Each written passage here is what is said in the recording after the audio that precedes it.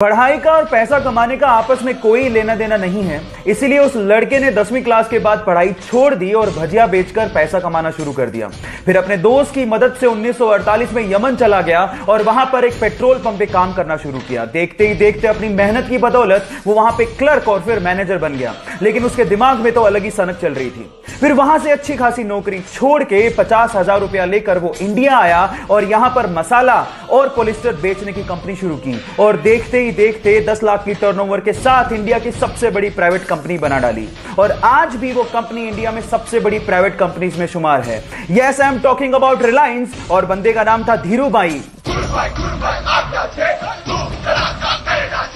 और उनका कहना था कि बड़ा सोचो, दूर की सोचो और जल्दी सोचो, क्योंकि विचारों पर किसी का एकाधिकार नहीं होता। मात्र 40 दिन के एक छोटे से बच्चे को मैंगलोर से बेंगलोर हार्ट ट्रांसप्लांट सर्जरी के लिए जल्द से जल्द शिफ्ट करना था। हवा के रास्ते नहीं ले जाया जा सकता था क्योंकि हवा के दबाव को वो छोटा सा बच्चा शायद सहन ना कर पाता। इसके लिए बचा था सिर्फ और सिर्फ सड़क का रास्ता और इस मुश्किल काम को करने के लिए कर्नाटका की जनता और ट्रैफिक पुलिस ने पूरा साथ दिया। पूरी तरह से सड़क को जीरो ट्रैफिक बना दिया गया और बाकी बचे हुए काम को हनीफ भाई ने किया। हनीफ भाई ने 360 किलोमीटर का रास्ता जो कि 8 घंटे में तय होता, उसे सिर्फ 4 घंटे में तय करके बच्चे की जान को बचाने में पूरा साथ दिया। गाइस, वो कहते हैं ना कि बचाने वाला भी उतना ही बड़ा होता है जितना कि पैदा करने वाला। इसीलिए ट्रैफिक पुलिस, कर्नाटका की जनता, डॉक्टर्स और हनीफ भाई को मेरी तरफ से सलाम। ये कहानी एक दिल्ली के छोटे से लड़के की है जिसको आज फ्यूचर का विराट कोहली भी कहा जा रहा है। गाइस, जब वो 1.5 साल का था तो सुबह उठते अपने पापा को बोलता था कि मुझे टीवी पर क्रिकेट मैच देखना है। जब शाम को पापा घर वापस आते थे तो वो बैट और बॉल लेके तैयार रहता था। उसके इस क्रिकेट के पैशन को देखते हुए उसके पापा ने कपड़े का व्यापार छोड़ दिया और उसे क्रिकेट की ट्रेनिंग देनी शुरू कर दी और आज वो लड़का छोटी सी उम्र में ऐसे शॉट खेलता है जैसे कोई प्रोफेशनल क्रिकेटर खेल रहा हो। दिल्ली के उस लड़के का नाम है शायन जमाल और गाइस, दिल्ली के इस वंडर बॉय के लिए एक लाइक तो बनता है। इंडियन पुलिस, इस नाम से हमें खाकी वर्दी में एक मोटे से आदमी के ख्यालात आने लगते हैं, लेकिन अब नहीं आएंगे। इस वीडियो को देखने के बाद इंडियन पुलिस के लिए आपके परसेप्शन बदलने वाले हैं। नाम है सचिन अतुलकर, उम्र 34 साल, पेशे से आईपीएस और अभी उज्जैन में एसपी की पोस्ट पर तैनात हैं। लेकिन बॉडी के मामले में सलमान खान, जॉन इब्राहिम, ऋतिक रोशन तक पानी भरते हैं। बंदा 1.5 घंटे तक जिम में पसीना बहाता है और इसकी सोशल मीडिया फैन फॉलोइंग देख के आपके दांतों तले उंगलियां दब जाएंगी। क्या लगता है, इसको देखने के बाद इंडियन पुलिस के लिए आपका परसेप्शन चेंज हुआ क्या? चैट सेक्शन में लिखना मत भूलिएगा। एक बार विवेकानंद बनारस में एक मंदिर से बाहर आ रहे थे तो बाहर बैठे कुछ बंदरों ने विवेकानंद को चारों तरफ से घेर लिया, जिससे विवेकानंद थोड़े घबरा गए और भागना शुरू कर दिया। तो जब वो भाग रहे थे तो बंदर उनके पीछे और पड़ गए। वो और भागने लगे, बंदर और पीछे भागने लगे। ये सब दृश्य एक मोंक बाहर खड़ा हुआ देख रहा था। उन्होंने विवेकानंद को कहा, रुक जाओ और इन बंदरों का सामना करो। तो जैसे ही उस मोंक की बात सुनी, विवेकानंद वहीं रुक गए, पलटे और उन बंदरों का सामना करना शुरू कर दिया। जैसे ही उन्होंने उसका सामना किया तो बंदर धूम दबा के भाग गए। यहां पर विवेकानंद ने अपनी जिंदगी का सबसे बड़ा लेसन सीखा। उन्होंने ये सीखा कि जिंदगी में कभी विपत्तियां आए तो भागो मत, पलट के उनका सामना करो, तभी जिंदगी में आप परिपक्व हो पाओगे। जब वो स्कूल में था तो स्कूल के कुछ बड़े बच्चे उसके साथ मारपीट किया करते थे, जिससे बचने के लिए उसने बॉक्सिंग जिम ज्वाइन किया और अपने अंदर की आग और जुनून का इस्तेमाल उसने मिक्स्ड मार्शल आर्ट को सीखने में किया। घर में पैसों की तंगी थी, इसके लिए उसने प्लम्बर का काम ज्वाइन किया, लेकिन प्लम्बर के काम में उसका मन नहीं लगता था। जब उसने उसे छोड़ने की ठानी तो घर वालों से उसकी बहस हो गई, जिसके बाद उसने घर वालों को कहा कि 25 की उम्र में मैं आपको करोड़पति बन के दिखाऊंगा। फिर उसने अपनी फाइटिंग स्किल्स पे काम शुरू किया और उसके बाद 2007 में उसने अपनी पहली यूएफसी फाइट लड़ी और उसमें धमाकेदार जीत दर्ज की और उसके बाद उसने पीछे मुड़ के कभी नहीं देखा और आज वो पूरे विश्व में सबसे महंगा यूएफसी फाइटर है। Yes guys, I am talking about the notorious Conor McGregor. Guys, यहां सीखने लायक बात यह है कि अगर आपके अंदर किसी चीज को लेकर जुनून हो तो आप जिंदगी में कुछ भी अचीव कर सकते हो। एक गांव में गोलियत नाम का एक विशालकाय राक्षस था। गांव वाले इतना डरते थे कि दिन में भी उसके नाम की दहशत थी। एक बार उस गांव में 17 साल का डेविड नाम का लड़का आया। उसने गांव वालों से पूछा कि तुम इस राक्षस को मार क्यों नहीं देते। तो गांव वालों ने जवाब दिया कि उसका शरीर देखा है, इतना विशालकाय राक्षस है, इसे मारना हमारे बस की बात नहीं है। तो डेविड ने जो जवाब दिया वह आप लोगों को सुनना चाहिए। डेविड ने कहा कि हकीकत यह नहीं है कि वो विशालकाय है इसलिए हम उसे मार नहीं सकते, जबकि हकीकत यह है कि जब हम उस पे निशाना लगाएंगे तो हमारा एक भी निशाना चूकेगा नहीं, क्योंकि उसका शरीर विशालकाय है।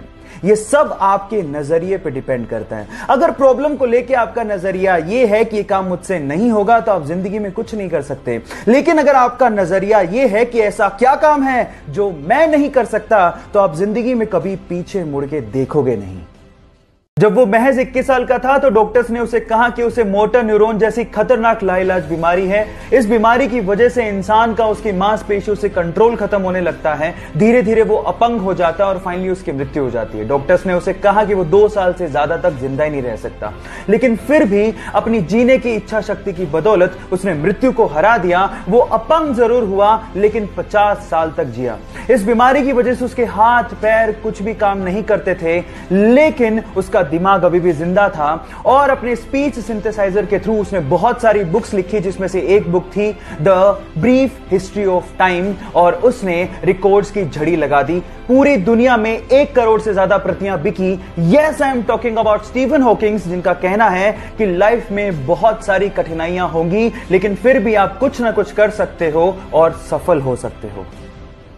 2017 के वर्ल्ड बैडमिंटन चैंपियनशिप फाइनल में जापान और भारत की महिला खिलाड़ी आमने सामने थी, जहां पर भारत की ओर से फाइनल खेल रही उस लड़की का सपना था कि देश को चैंपियनशिप जितवाए, लेकिन जापान की ओकुहारा ने उसे 3 सेटों में हराकर उसके सपने को चूर-चूर कर दिया। लेकिन उस लड़की ने हार नहीं मानी और मेहनत की। फिर से 2019 में उसी जापान की लड़की से उस भारत की लड़की का मुकाबला फाइनल में हुआ, लेकिन इस बार मात्र 36 मिनट में सीधे 2 सेटों में उसे हराकर अपनी हार का बदला लिया और भारत को चैंपियनशिप जिता के भारत का नाम रोशन किया। Yes, I am talking about PV Sandhu. Guys, यहां सीखने लायक बात यह है कि कई लोग हार को पचाकर बैठ जाते हैं, लेकिन कई लोग इतनी मेहनत करते हैं तब तक जब तक उस हार को जीत में बदल ना दे। एक बार एक 10 साल के बच्चे का आइसक्रीम कोन खाने का मन हुआ, तो सामने के होटल में गया और उसने महिला वेट्रेस से पूछा आइसक्रीम कोन कितने का आता है। तो उस महिला वेट्रेस ने जवाब दिया 70 रुपए का। फिर उस बच्चे ने अपनी जेबें टटोली, शायद उसके पास इतने पैसे नहीं होंगे, तो उसने महिला से दोबारा पूछा कि छोटा कप कितने का आता है। तो उस महिला वेट्रेस ने जवाब दिया 60 रुपए का। कुछ सोचने के बाद उस बच्चे ने कहा ठीक है, आप वो छोटा कप मुझे लाके दे दीजिए। फिर उसने अपनी आइसक्रीम खाई, पैसा पे किया और वहां से चला गया। जब महिला वेट्रेस प्लेट उठाने आई तो उस प्लेट के नीचे उसे 10 रुपए की टिप मिली। अब गाइस, अगर वो लड़का चाहता तो वो आइसक्रीम कोन भी खा सकता था, लेकिन उसने उस वेटर का भी ध्यान रखा। Now the moral of the story is guys, बड़ा वही होता है जिसका दिल बड़ा होता है। इसीलिए अपने लिए सोचने से पहले दूसरों का भी ख्याल रखना सीख लीजिए।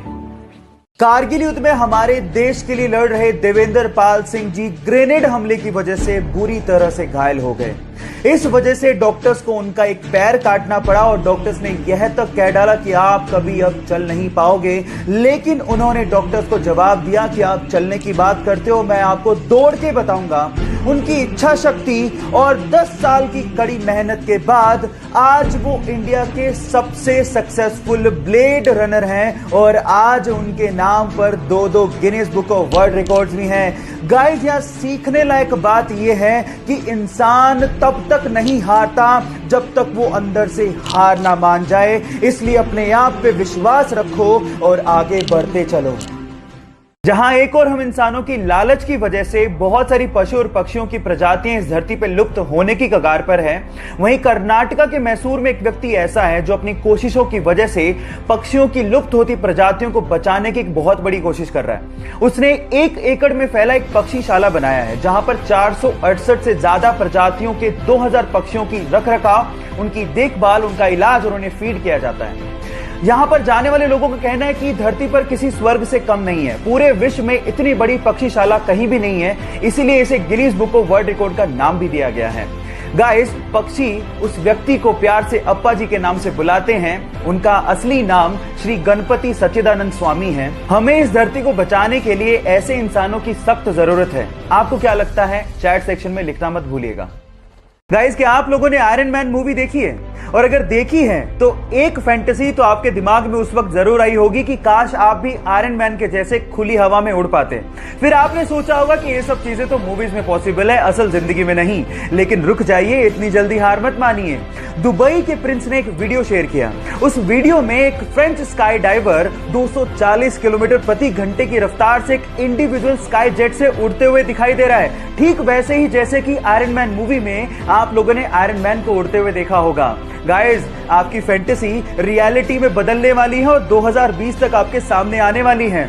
मान लीजिए अगर आपको वो स्काई जेट मिल गया तो आप क्या करेंगे? चैट सेक्शन में लिखना मत भूलिएगा।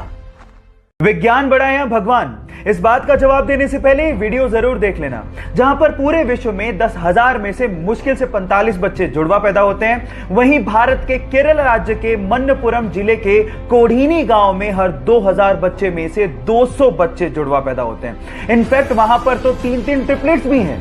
इसीलिए उस गांव को ट्विन टाउन के नाम से जाना जाता है। अब वैज्ञानिक तर्क देते हुए कहते थे कि ये जेनेटिक की वजह से होता है, लेकिन बाहर से आकर बसे हुए लोगों के भी जब जुड़वा बच्चे पैदा हुए तो ये तर्क बेतर्क हो गया। इसके बाद वैज्ञानिकों ने कहा कि ये पानी की वजह से होता है, लेकिन वही पानी तो आस-पास के गांव में भी सप्लाई होता है, लेकिन वहां पर ऐसा कोई इफेक्ट दिखाई ही नहीं दिया। विज्ञान के पास ऐसी बहुत सारी कहानियां हैं जो कि अनसुलझी हैं। अब आप लोग बताइए, विज्ञान बड़ा है भगवान? चैट में लिखना मत भूलिएगा। मुंबई के स्लम से निकले कुछ डांसर्स अपनी आंखों में सपने लिए एक ग्रुप को फॉर्म करते हैं जिसका नाम रखते हैं अनबीटेबल। उसी ग्रुप में एक लड़का था विकास, जिसकी स्टेज पर स्टंट करते समय मृत्यु हो जाती है। अब विकास का यह सपना था कि ये ग्रुप कोई डांस का रियलिटी शो जीते। अब इसके लिए सारे ग्रुप के मेंबर्स बहुत ज्यादा मेहनत करते हैं और ये ग्रुप अब हो जाता है अनबीटेबल से वी अनबीटेबल। 2019 में वो इंटरनेशनली एक सबसे बड़े डांस रियलिटी शो में पार्टिसिपेट करते हैं जिसका नाम था अमेरिकाज गॉट टैलेंट, लेकिन उन्हें चौथे स्थान से ही संतोष करना पड़ता है। लेकिन वो हिम्मत नहीं हारते और उसके बाद 2020 में अमेरिकाज गॉट टैलेंट में वापस से पार्टिसिपेट करते हुए विनर की तरह बाहर निकलते हैं और विकास के सपने को पूरा करते हैं और देश का नाम रोशन भी करते हैं। इस ग्रुप के लिए जिसका नाम है अनबीटेबल, एक लाइक तो बनता है।